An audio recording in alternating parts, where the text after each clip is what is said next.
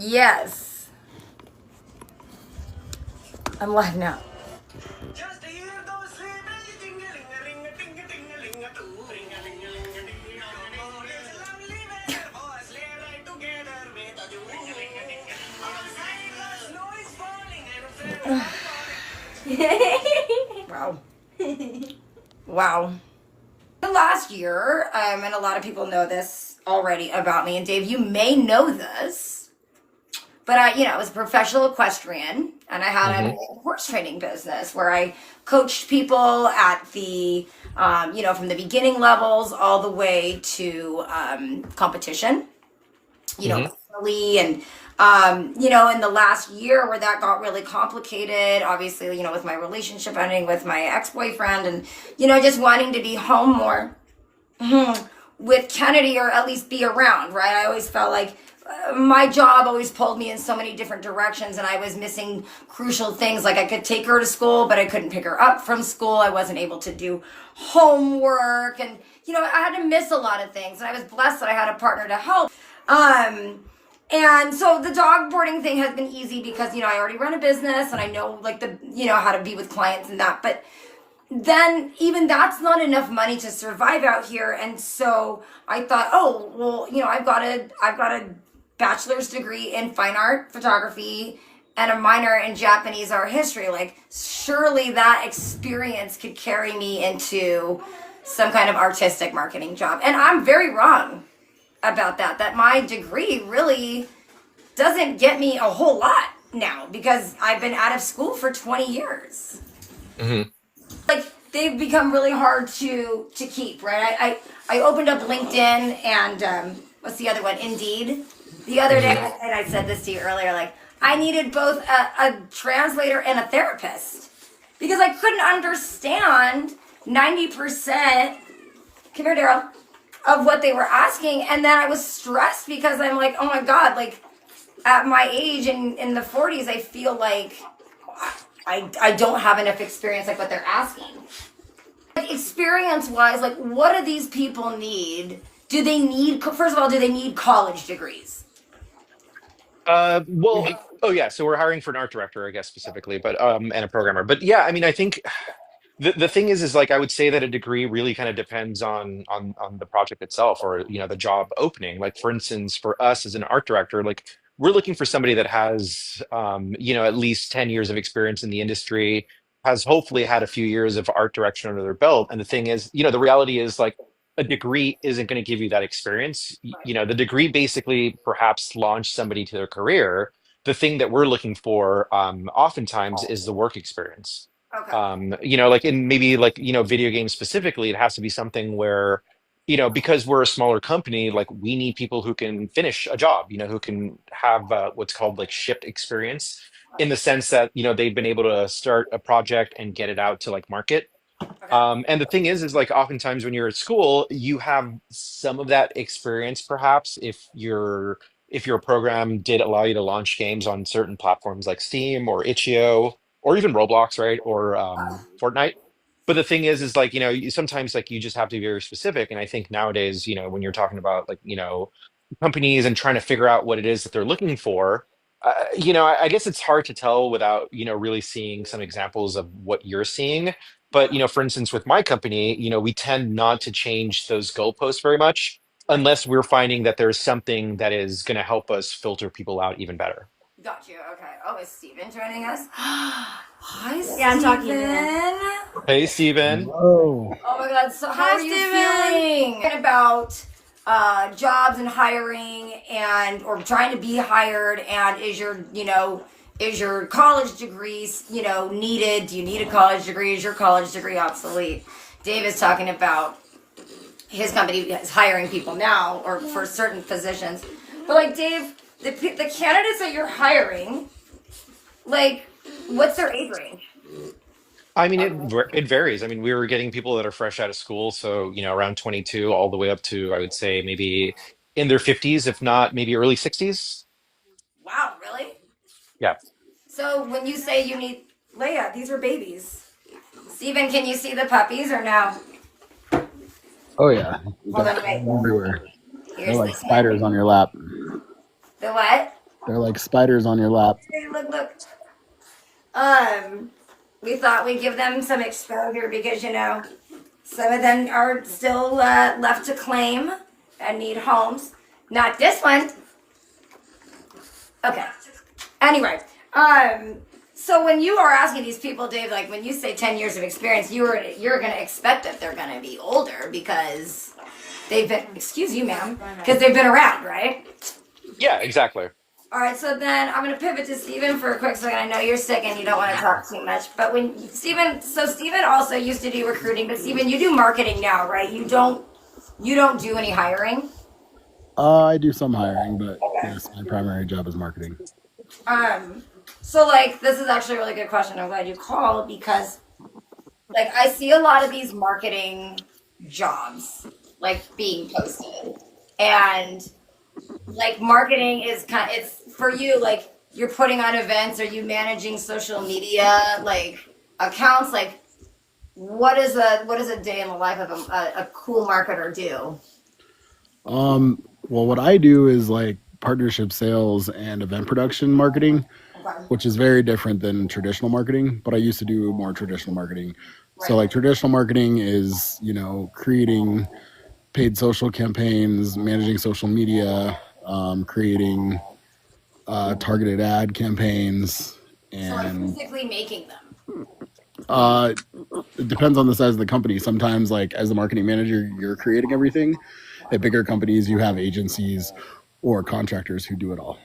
And like I mean we're talking like on Canva on shit like that, like literal ads like print, Uh, or they're no, I mean somewhat, but yeah, I mean anything from like what plays before your like Spotify, yeah. um, to your Pandora, to your Netflix, to what pops up at the top of your screen on a website. That's crazy.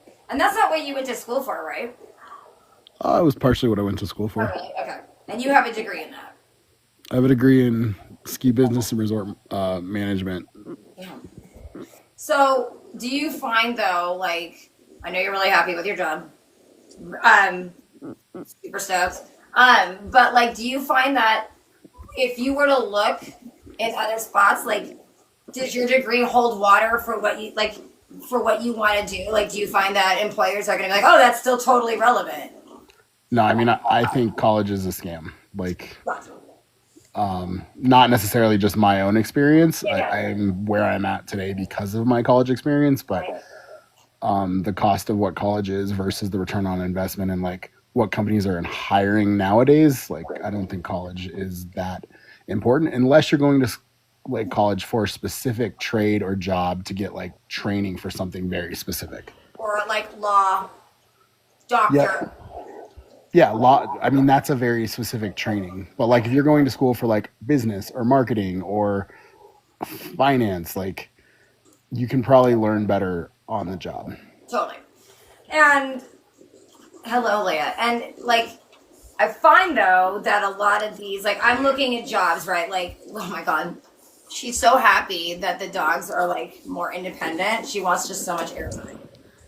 I'm finding that I'm looking at things like social media stuff, like TikTok stuff, literally like working for TikTok or Spotify, things like that. And for me, I'm looking for myself because I'm like, I could always use another hustle.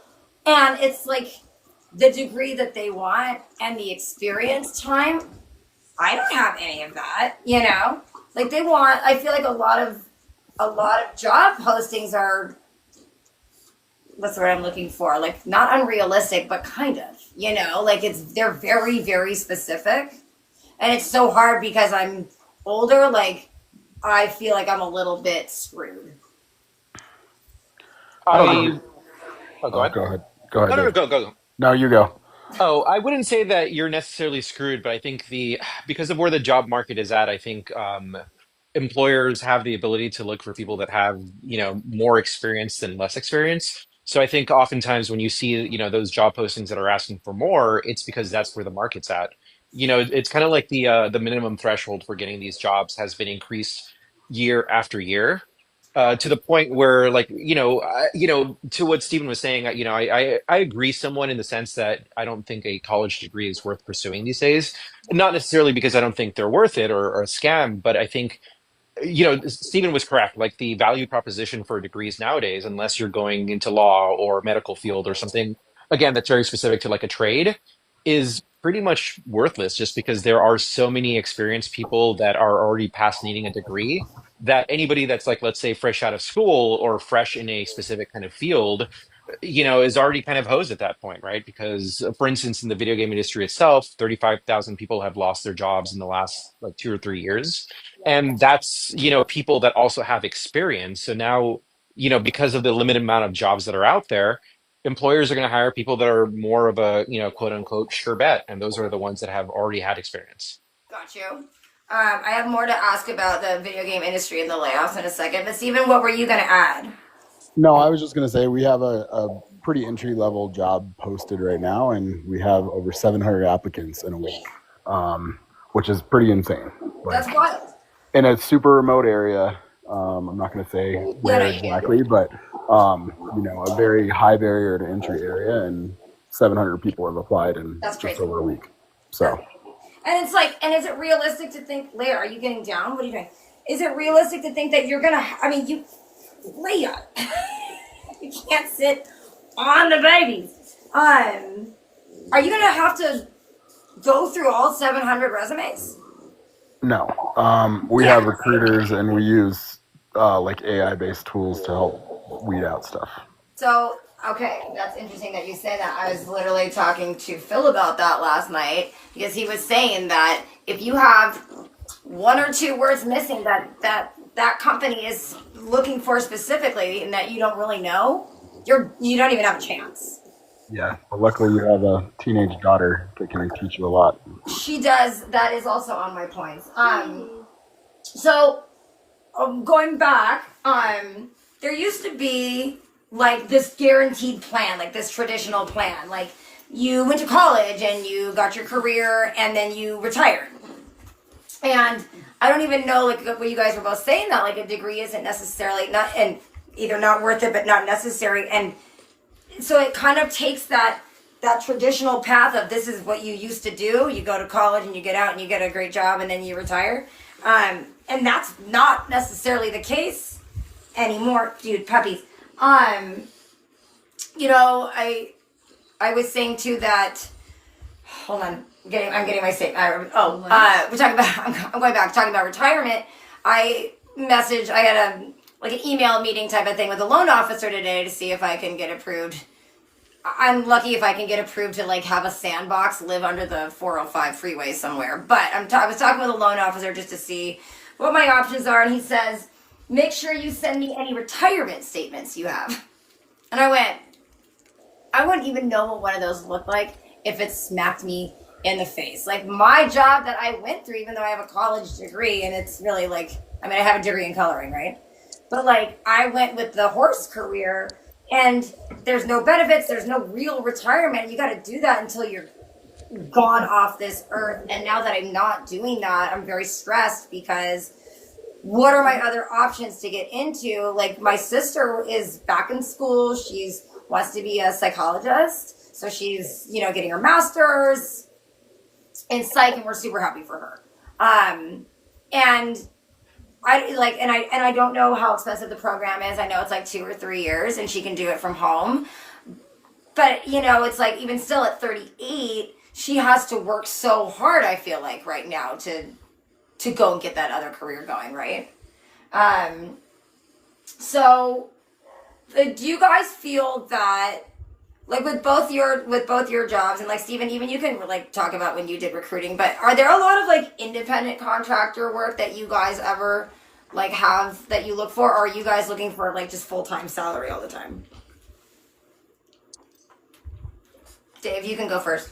Sorry, so what's the question exactly? The question is about hiring independent contractors. Like when you guys are hiring, are you hiring like for something like long-term, or is it something short term that would do an independent contractor. If you knock my phone over, I'm gonna be so sad. There's no I, time. I yeah, I mean, it really depends on the needs of the project. Like I think our kind of like base level is that we do try to hire full-time employees, just because for us, there is something to be said from a kind of optic standpoint of being able to give somebody the security of health insurance, of perhaps access to a 401k, like holidays, all that stuff. Because kind of taking being able to offer that kind of security really helps people focus on their work. Right. So that's like something that we always try to aim for. However, because of the work that we do, which is, in a creative field, there are times where you just need like a limited amount of help, and that's where independent contractors come in. Okay. Okay. Did we? Oh, the Steven's there. I was saying, or I was looking when I was researching the episode. Oh, Leah, are you done? That I feel like post COVID and like post COVID coming back to California, like it's a whole different. No. What's it? I can't read it. Cute Pibbles was Gabby. Oh, Gabby's been chocolate chip. Uh-huh. Gabby, I love you. I feel like when I was in Colorado post COVID, it was like a different kind of recovery than Southern California. I mean, like Stephen, I don't know if I know you've been out here, but like coming back here, even just for the horse thing and seeing it post COVID, like there used to be, let's just say, like I'm just gonna use a small number. These aren't real numbers, but let's just say there were like 20 horse trainers in a big pond, right? And when I left California, I was part of that small 20. And again, this is not realistic in case my horse people are out there and like freaking out that they're not part of that 20. When I came back to California after living in Denver for so long, there's like 4 times as many horse trainers in that same small pond because COVID allowed people to work from home and all of that, but they were able to like the side hustle game here in California is crazy. And so I do think that like with hiring and things like that, like this rise of side hustles and people being able to redefine their success out of the corporate ladder has been awesome. And I'll, like what I'm trying to set it up if I can get the house is like a membership daycare, like dog daycare kind of a thing where people can rent out one of the smaller rooms or the offices with like badass Wi-Fi and have a quiet place to work, but also then I'm doing supervised like dog care because I think that like with people that can work from home, all you really need is like badass Wi-Fi and you can do like 7 different like independent contractor gigs. Which is like my life right now. Okay. I want to talk about experience and like Dave, when you're talking about like the 10 years experience mark, Hmm. is that like if you're hiring a concept artist, let's say, like what kind of experience, like do they need time? Like the same thing, like do they need 10 years worth of experience, like artistic experience, or is it different? Well, I mean, it's all kind of a judgment call. Like, I mean, I'm using 10 years as an example, right? I mean, Okay. oftentimes, like, like, so for instance, like with us, when we were making a video game, like, there's an expectation that maybe it takes 2 to 3 years to work on a game from start to finish. So if we're looking for somebody that's, shipped multiple projects, we probably would say like, all right, maybe if it takes 2 to 3 years to ship a project, we're looking for 4 years minimum, because that maybe means that they've shipped 2 games, right? But that's kind of like it's something where everybody, like all the employers, have to make a determination on like what constitutes the amount of years of experience that is required to like meet a certain kind of like bit of criteria, right? So Yeah. if I'm just looking for somebody who's launched a game, great, it's 2 to 3 years, right? You're not going to look at recent grads necessarily. If, like, let's say the concept art example that you're using, like it kind of operates under the same way, where it's just like there's an expectation that after X amount of years you'll have reached a certain kind of like threshold in your experience, right? Whether it's shipping a game, whether it's leading a project. And that's where Wait, real quick. When you say larger ship, numbers makes more sense. when you say ship a game, Completed a project, basically. okay, okay. So I just wanted to make sure that our operators, we know video game lingo. Do you see that? I'm just kidding, Dave. I wouldn't make you move to the valley. I know you'd rather, On lunch. I know you'd rather not. Yeah. So with it, is that mine? Oh, with experience, like I'm looking at some of these job postings lately, and I'm just like, like, okay, Stephen, this is actually one of the things I wanted you on for, because you do social media as part of your job. And I'm like, well, I know social media, right? Like, I have the talk show, and I'm like using CapCut lately to edit stuff, and which is, I haven't obviously succeeded because I was still editing last week's show, but I'm like, I'm learning all these different things, and like e-commerce, and like with the merch store, and having to link all that, and be more versed in like hashtags and whatever. And so a lot of these, social media jobs, I'm like, oh, I can do that. I do that. And I've got, like you said, I've got a teenage daughter who helps me do like whatever I don't know. I've got like IT right here to hook it up. Thank you for sending the roses. But she's my mod too. But when I go to like apply for these jobs, I look at the experience and I go, I don't know that. Like, they want you to have like a business degree and to do like these social media jobs. No, So I need this right here. So with things like that, what I would say is like, and this is kind of like something that we're encountering is like, at the end of the day, like, it could be something where like, Steve, for Steven's example, right? Like, let's say I have 700 applicants that are, applying for a job. Like, it could very well be that like 100 of them could be a good fit, right? And the thing that you're trying to do at that point is you're really trying to figure out like how granular you could be with your requirements so that instead of 100, you're only talking to 10. Because the thing is sometimes, talking to those 100 is just a bandwidth issue. There's just not enough time in the world to talk to them all. Yeah. And to go through like the whole process of setting up interviews with teams, like it's just time consuming. So, you're really trying to make sure you differentiate, you kind of put in that differentiating criteria so that you're limiting the amount of people that get to the final funnel. I will say, so the other night after I updated, and then I'm gonna actually, so I went to update my resume, right? Because I'm looking at some of these job postings, and I'm like, oh, I could do that, but I didn't add like MILF hotline. Not that this is my job, but like, we're at episode 16 now. Like, I'm gaining traction. I'm not saying I'm going to be a talk show host or a high level influencer. I do love the direction of the show with the merch. I think like it looks like a clothing line, and it's just a fun thing. But when I'm looking at some of these like job postings and things like that, I'm like, oh, I should probably like Mario. if I'm trying to get a job as a podcaster, like with a podcast studio or radio station, I should probably add that like I do a show. And so I use like ChatGPT to the rescue to help me like reframe and rebrand my resume with like better buzzwords, like client management and brand development. Because like everything on these job postings now is all about brand something, right? I mean, if you're not using ChatGPT to like optimize your resume for every single job based off of the job requirements, like you're not going to get an interview. Because you just can't like, are you saying it just because ChatGPT can make you sound so good, or just ChatGPT knows what you want me to say, like what you want to hear, right, as the employer? The main reason is because everyone else is doing it, and if you don't, you're at a severe disadvantage. So therefore you need to do it, and then take what it spits out and like give it good enough prompts that you're coming up with something that's going to be more unique and put you out front more than everybody else. Totally. It was funny. So when I was redoing my resume, and so I was like, well, how do I put, I'm asking ChatGPT, like, I've got 818 After Dark, my content agency.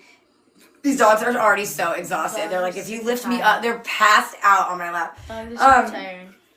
Good, they need to sleep. What was I saying? They don't make much sound. Wait, what was I saying about shit?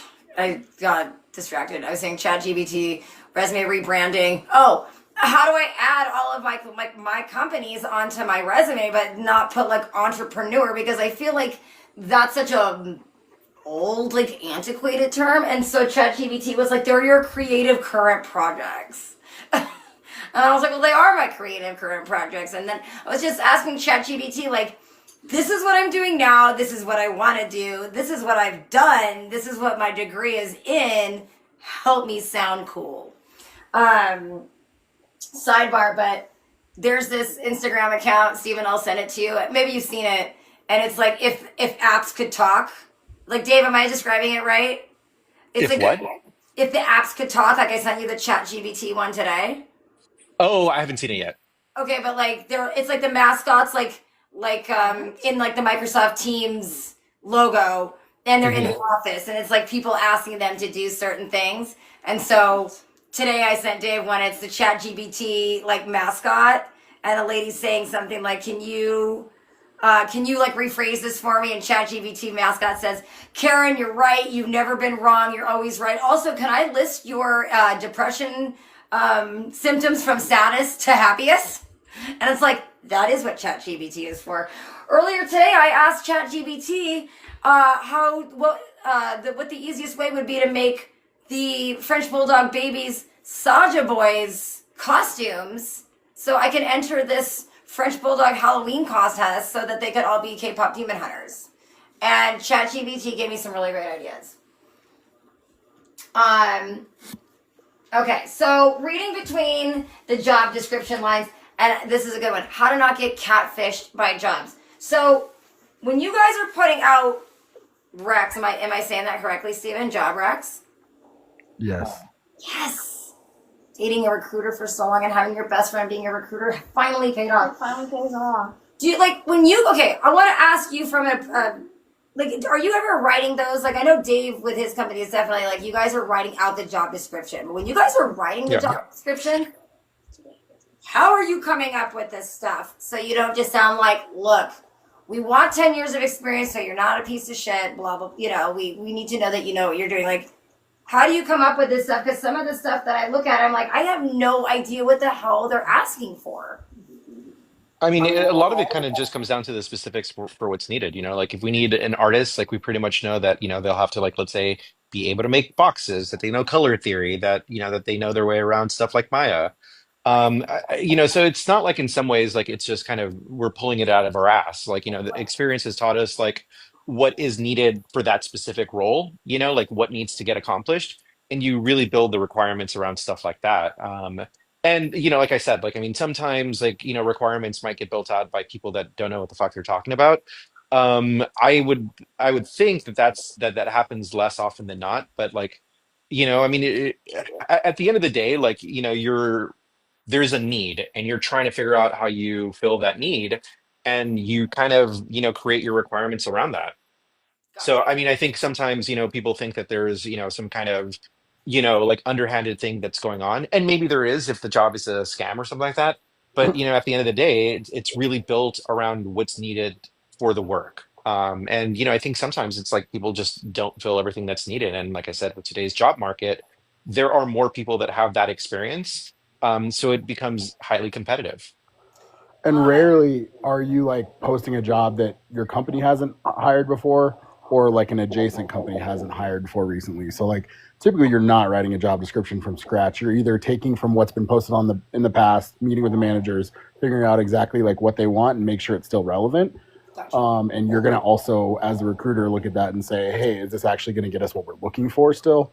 And then if you don't have that job description like in your library because it's a new position in your company, like you're going to go out and look for other jobs that are similar based on salary recommendations and everything. And I mean, you can use ChatGPT for that now too, which is kind of crazy. You're saying to post the job, like Yes. you. Okay, got you. I feel like I'm reading a lot of these. The what do you call it? Ugh, God, I hate that I've had COVID so many times. I just lose vocabulary. Like not the description, but like what they want from you, I right? don't think it's that. I It's think job just description. The requirements. Thank you. The requirements. And so, like, for example, I'm noticing like there's a lot of like buzzwords in some of these postings, and it reminds me, it's like so ambiguous, but it reminds me of like when I would sell horses. Like there's phrases in the horse world that you would use. Like, let's just say I had like a shitty pony, right? And I was like, I gotta get this pony out of the barn. The owner's upside down on it. It didn't work out for their kid. It hits the brakes at the jumps, and we would use things like sadly outgrown, because as like, so my daughter's outgrown that pony. Yeah, right. It's just because we don't want that pony. They're like, or owner off to college. Yeah, no, that's never really a thing either. So I'm noticing like jobs will do stuff like that. Like one of them I saw that said like productive self-starter that thrives in ambiguity, or the ideal candidate stacks many hats. And it's like, is that just a fancy way of you saying you better do 5 jobs for the price of one and it's mismanaged? And we're going to give you a bunch of shit that you didn't sign up for that you're not even qualified to do and you're just going to have to deal with it? Or like fast-paced environment. Is that also just like, is it just going to be totally fucking chaotic? Like every time when I worked for that agency and they're like, yeah, you got to be really like, take the initiative and be a self-starter. And it's like, what I learned that meant was, we're going to throw your ass in the deep end and I hope you know how to swim because you better get back to the steps.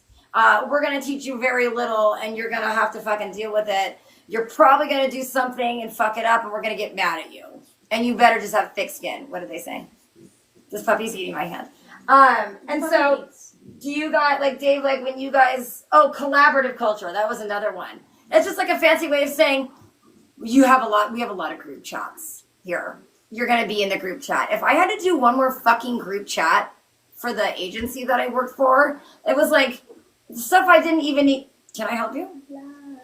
It was like stuff I didn't even, like accounts I wasn't even managing. Ow, you scratched me with your toe. Sorry, I think I need to pet it. Ow. My bad. You're so And I'm like, why? I don't want to be in a million group chats. Even if I mute the notifications, I'm still going to open the app and see 50. Where are you going? Okay, 50 notifications for something. It does stress me out. So, like, are there words like that, though? Not that you two would ever mislead a candidate, but are there certain words where you guys are using them gently so that people are like, so that you're trying to weed people out or kind of gently let people know, like, look, it's chaotic? I mean, I think I have a pretty like different viewpoint on this just because I was a recruiter for so long. But like, if you're applying to a job and there's things on the job like posting that you don't understand, or like there's buzzwords, that's going to be a terrible company to work for 90% of the time. It's because you don't understand it, or they're making themselves look better. Or trying. Well, I mean, Yeah, it's like if you're using words like rock star, ninja, things like that. Like those are a couple of the words that have always stood out to me as like, oh yeah, they're dipshits. They're a douchebaggery company. They're basically trying to hire somebody to do multiple jobs. Like, that's typically what they're looking for. And they're probably cheap or a startup or something like that, which aren't always bad, but you're probably going to be asked to do a lot and maybe not get compensated for it. That is a whole thing too. I feel like these companies hire, they want you to have the senior level experience. They're going to pay you entry level pay. And they expect you to make them the highest priority. Like when I was working for that dog hotel, which is also why I was like, that's it, I'm starting my own officially. But when I was working for that dog hotel, they're like, they hired me as a senior manager. And Stephen, I remember everyone was proud of me. Remember, you guys were like, you did it, Jen. Everyone was like, this is going to be the second coming for Jen. And you just love this. You have so much managerial experience. And the first thing I thought was, something's wrong. Not because I didn't think I was good for the job, but because they were like, yeah, you've been in the horse world. You should definitely do work with us in the dog world. You've managed your own company. And I'm like, why are you the only ones that have recognized those talents? And it was at like $25 an hour, which wasn't bad. But then I like very rapidly realized after being there that you never get the benefits that they promise because they cut your hours. And you make the same amount as at $25 an hour. They're like, oh, well, you get paid a lot. But you're making the same amount as the kids that are working 8-hour shifts for $17 or $16 or $15 an hour because they don't want to pay you the amount of hours that like to do your job, to do the job well. And then they find all these excuses and then you're gone, right? They either force you to quit or they're going to let you go for some bullshit. And I just kind of find that those jobs will they pump you up, right? What is it like when they sugarcoat it or they butter you up? And they're like, yeah, no, this is our new manager, and then end up treating me like shit. And I'm like, I knew it. I should have known that. I should have felt like I saw that coming. And then what's that? It's not Glass Ceiling. Is it Glass Door? That website? Yes. And Yes. so, you go, I don't know. I mean, I went on Glassdoor and there was Glass Ceiling is a total different situation. I went on Glassdoor and saw a couple of people write reviews for this company that I worked for, and I was like, I'm going to help them out even further by really laying it out. Because like when I talked to people that had worked there, that were currently working there, they all had the same story, and it's like we shouldn't be afraid, also as employees, to share that experience, right? As long as it's true. Because I think that some of these employers, like when you were saying, Dave, like they're using like douchebag words. It's like that was my word to use, not yours. But when they use certain words, like we're looking for the unicorn of an employee, it's like let me explain why you're not really the unicorn and what they really are. And some of these companies get so bent out of shape. Like the dog hotel sent me a cease and desist, and I was like, I didn't say anything that wasn't true, and freedom of Hmm. speech or right, So go ahead and take me to court if you think it's, I didn't say anything that wasn't right or true, and then they let me. They let it go after that. With independent contractors, like, have either of you been an independent contractor? Or have you guys always like? I know Stephen, you've always really like had a I don't want to say stable job. Like, what's the opposite of being an independent contractor? A salaried employee? Yeah. Okay. But I've had like side hustle independent contractor work too. Okay. And so, do you like? What about you? Oh yeah, no, I've been an independent contractor before. So I'm gonna just talk about like the kind of pros and cons, and then you guys can tell me if I'm right or wrong. But when I was doing the horse thing, as my own, like I worked for myself, and I worked for Joe, and then I was an independent contractor for like 3 different trainers, for some of last year, and I thought this is the way to go, right? Like I get to travel to different barns, I can set my hours, I set my rates.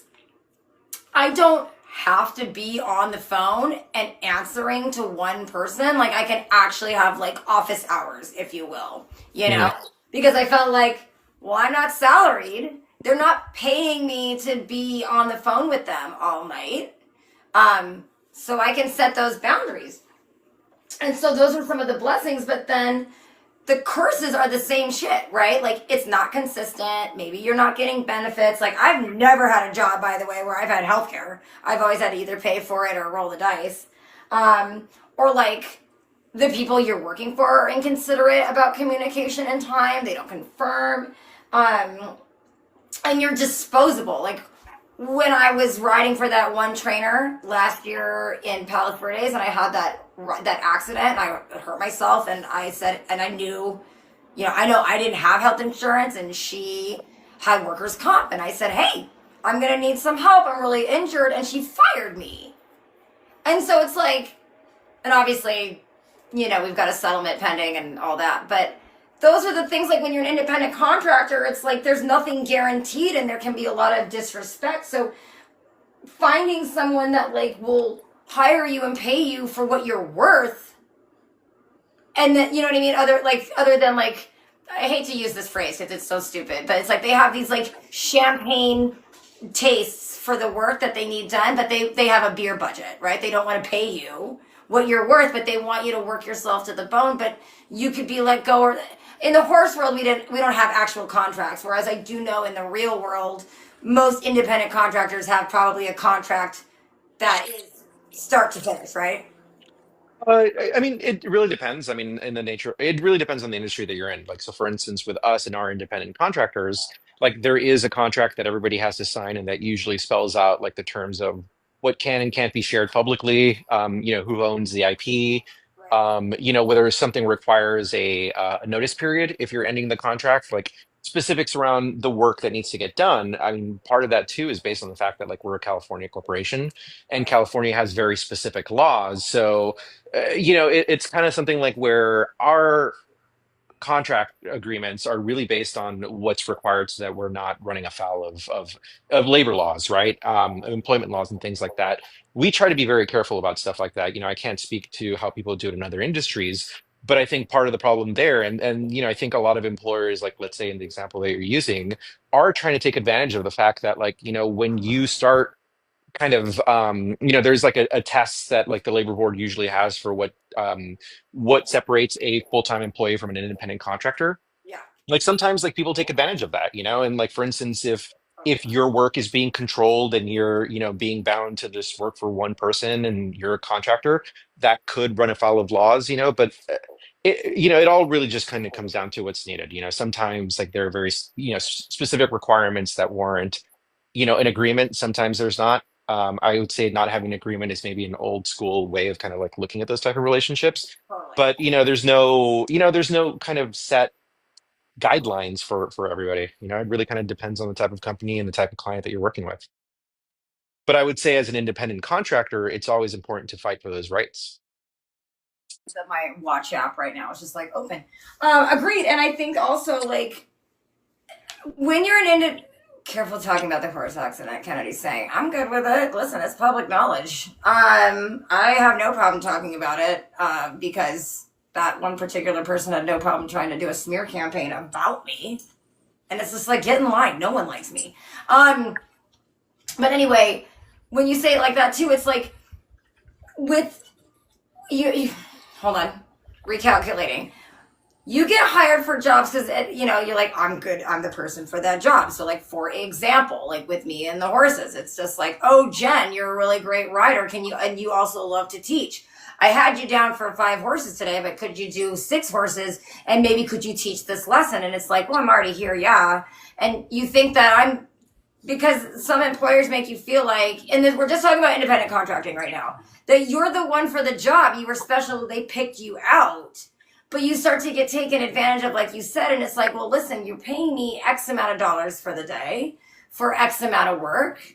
And, you hate to like make waves and ask for more money when people start to take advantage. But setting those boundaries is really hard. And I feel like in my experience last year, even in the horse industry, being a independent contractor for a few different people, all of a sudden the expectations were huge. And I went, that doesn't make sense to me. Like financially, can we talk about, more compensation?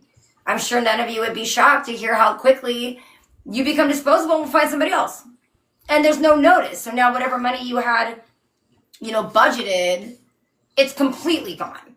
And it's so hard to it's so stressful, right? I mean, you could lose your job at any time, even if you're a salaried employee, but when you're an independent contractor, it's like, or what if that contract ends and you're like, shit, I don't have anything lined up, Mm-hmm. And I just think that finding that balance of like, look, this is what I'm worth without coming off as too confident or cocky. So you can get the job that you want, but also the pay that you deserve. Like that's just become very difficult all over too, not just for independent contractors, but I feel like some of these jobs that I've been applying for that I'm like, yeah, it's a short-term thing or whatever. It's just like you have to stack on stack on stack to make sure you've got enough going on. So when one thing ends, you're still going to be okay. Like I ran through my savings last year. I've got none of that left. When you met me, Dave, I was fun employed for sure. Mm-hmm. Yeah, I mean what you're describing is just one of the cons with being an independent contractor. I mean, you're essentially your own business, which means that you're also doing your own business development, whether it's finding new clients, whether it's doing your taxes, like the onus is really on you. And I think the approach I guess that I took when I was an independent contractor for a short bit was that, nobody's going to be looking after me. So I needed to make sure that I had connections, that I had like some type of savings if I could swing it. But just basically like everything that a company would do to try to just set yourself up for success. Because, I think at the end of the day, no one's really looking out for you, right? I mean, obviously, like, employers certainly try sometimes, but it's like when you got to pay the bills, it's down to you and Yeah. stuff like that. And as an independent contractor, I think that, that the risk and reward is certainly different, but you're gonna have to always look out for yourself. Yeah. Yeah. And the same thing too is like, with my dog boarding business, and I know we talked about this ages ago, like one of the first couple episodes, which sidebar, I'm really excited to kind of go back and do highlight reels of some of the first episodes. and be like, we could revisit some of these episodes again in detail because I'm not so nervous in front of the camera anymore. But we did talk about that, right? Like we're all saying, like I'm in a competitive industry, right? With the dog boarding. There's I don't even know its name, but I know it's up the street by Kennedy School. And there's another dog, hotel, kind of same thing, boutique out of their house. And I did look up their rates and I undercut them because I want the business. But now I'm starting to have to I'm going to have to up my rates next year. I found out like I'm way cheap, but I want people to feel like they're getting a deal. We talked about that. That's not always, the ideal, but you're right. Like people will always look out for number one and not necessarily for me. So it's like, if I'm doing a package deal for somebody and they cancel last minute or they need to change it a bunch of times, whatever it is, being like firm and, making sure that it's not taking away from other clients or other jobs or businesses or opportunities. Like that's been something that I've always struggled with because even though I don't want to be friends with my clients, I want them to know I'm the right one for the job, especially to take care of their dogs, right? Or their cats. And make sure that like they know like I'm qualified, I'm good, but it's worth it. But also these are those boundaries because I do have to protect myself and other dogs. Last question I have for you guys is like for like my content creator clients, like having an online presence is very important. And like same thing for like MILF Hotline. Like I went live with the puppies earlier this week. I'm going to be trying to do that more, or like my little like mini rants. Like having an online presence in, I think like some of these social media jobs is obviously very important. But like what I was researching was a lot of times employers are looking to like really see your face and hear you talk. And that's an influence like for them on whether or not they want to hire you. And I was going to ask both of you guys, like, how important is confidence and storytelling and people putting themselves out there all over social media so you can kind of check up on them and be like, oh, this is the person that I'm hiring? Like, is that appropriate? Is it a thing? Is it necessary for like, do you need to hear who you're trying to hire prior to having an interview? Like, I'm very interested to hear what you both have to say about that. Sorry, what's the question again? The question is an online present? I'm so sorry. So hold on, Dave. Did the puppy want to rephrase? Is having an online presence for your potential candidates, your applicants, important? I wouldn't say it's important, but it can often be used against an applicant. There have been times where we've seen applicants, kind of conduct themselves in a way that would bring scrutiny, let's say, to a company like ours that makes, publicly sold games working with major publishers. So it's something where, like, of course, your public persona, your social media is yours. You can do with it as you will. I mean, some companies obviously have very strict requirements around stuff like that. Sure. But the fact of the matter is, like, whatever you share publicly can be seen by anybody. And the thing is like if especially for me as an employer, if I even feel like there's going to be some type of risk to our project, our company, or to the other members of the team, then unfortunately, that's just a kind of determination that works against you. Right. It's like the court of law. Like anything when you get arrested. Not that I've been arrested or anybody here has been arrested, but what is it like? What you say can and will be used against you. And I have like, it's funny where I've in the horse world.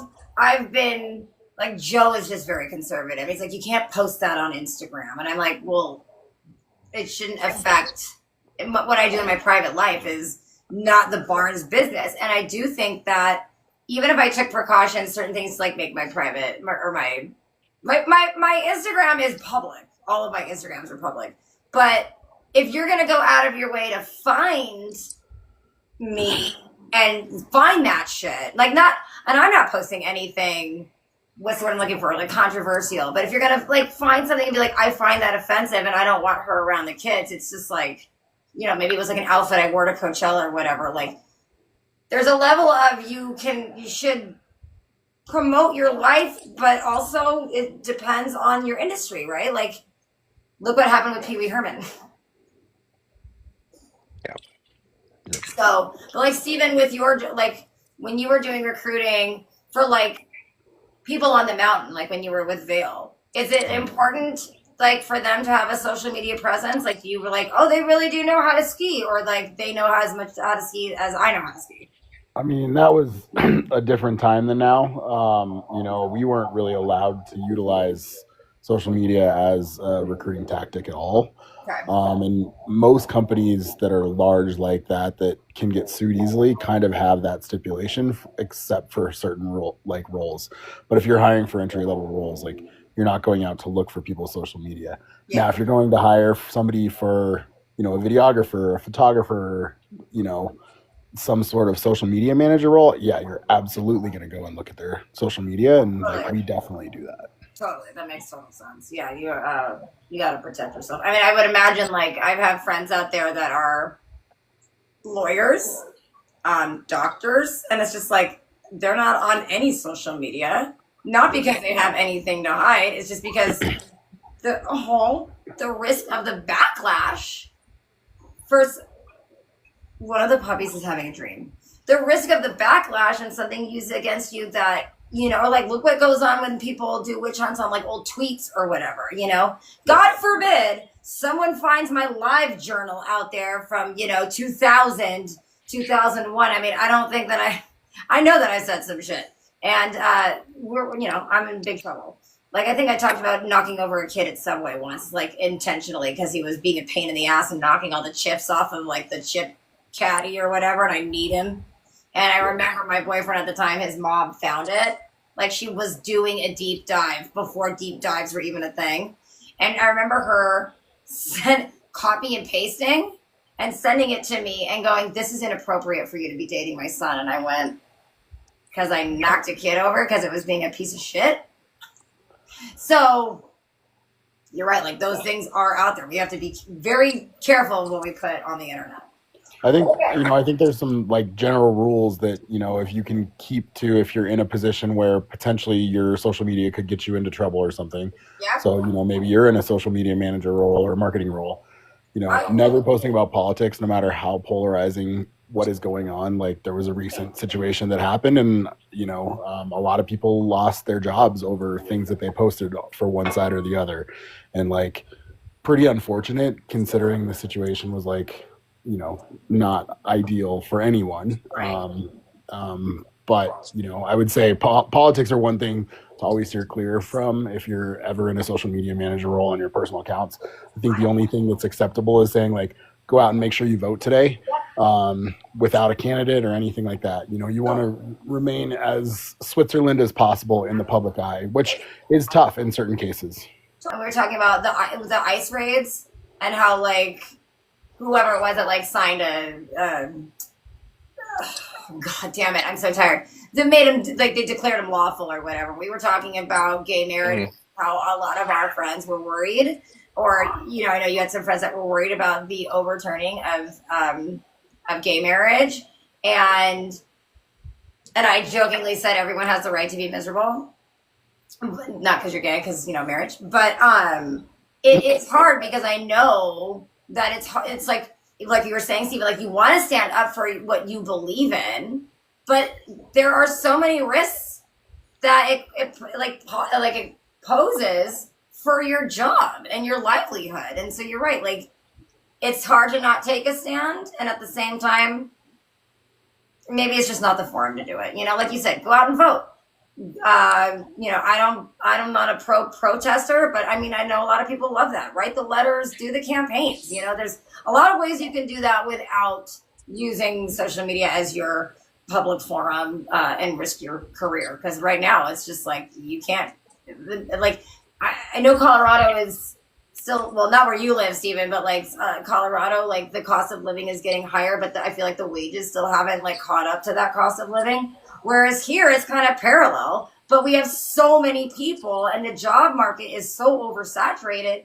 It's hard. If you lose your job or you want to do something like stupid like me, like pivot and downgrade, you better have a backup plan, a trust fund, a sugar daddy or mommy, you know what I mean? Like savings. You can't risk it. Anyway, what do you got to do? Heart me? How do I do that? Oh! Yeah, Wait, Here you go. how do you do that? It's all the TikTok money. Here you go. Here's another one. So, Stephen, oh wow, Dave, thanks for Yeah, I doing love this. supporting independent businesses. Dave, All right, love independent you. helps. Is there a make it rain? How does this work? Yeah, I You can don't. do like little gifts, like at the very bottom right of the TikTok screen. There's a Oh, little box So icon. there yep. is. So for every like gift I get, Steven, like I get diamonds, and that translates into currency. And thanks to Dave, I think I will probably by the end of this episode have $1. Wow. That's $1 for 16 whole episodes. Nice. Thanks, Dave. And I think that I encourage other people to like we're gonna do some research every week. I'm like there's like live challenges, and it's actually really fun. Like at first when I started TikToking, I was like, I don't think that I'm cut out for this. And now that I fuck with it, I'm like, this one, yes. Dave Kennedy says there you go. Thanks, Steven. Wait, Steven said, or sorry, Dave Kennedy said there's a money gun one. That's ridiculous. Do some money. Money gun. All right, let me double check. I'm just curious before we sign, what do the dolphins give me? Dolphins. Just like Rise of Dolphins? Steven sent me a pumpkin. Rise of Dolphin. I hope that, did these show up? Did these they do show up when Wait, in my Dave. replay. Yes, Kennedy. Send ice creams. No, don't do it. Don't There do we go. it. Popular. You guys are great. Thank you so much.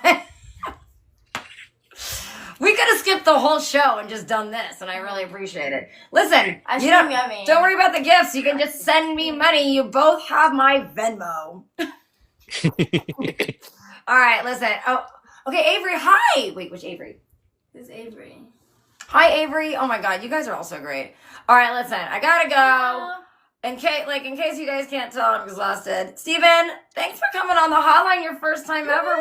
We love you and we miss you. And listen, I'm manifesting this bullshit right now. I'm gonna get this home loan, okay? And I'm just gonna move you out here. Oh my God, that Avery, Dave, Brian's girlfriend's daughter. I love that. Don't worry, Avery. Wait, what? You could just say Irish's daughter. We know you. Aw. Hi. Wait, is that Avery? It's our Avery. We love you.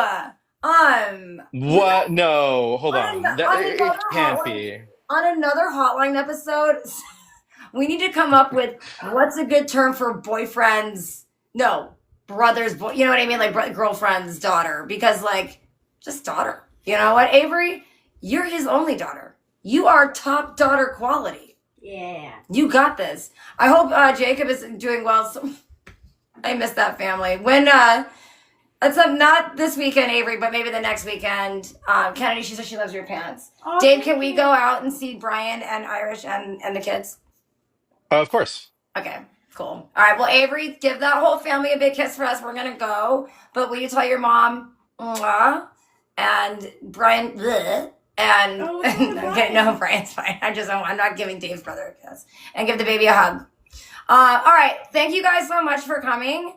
Dave, I'll talk to you later. Steven, I'll talk to you tomorrow. I hope you feel better out there. All right. Bye, everybody. All right, bye, guys.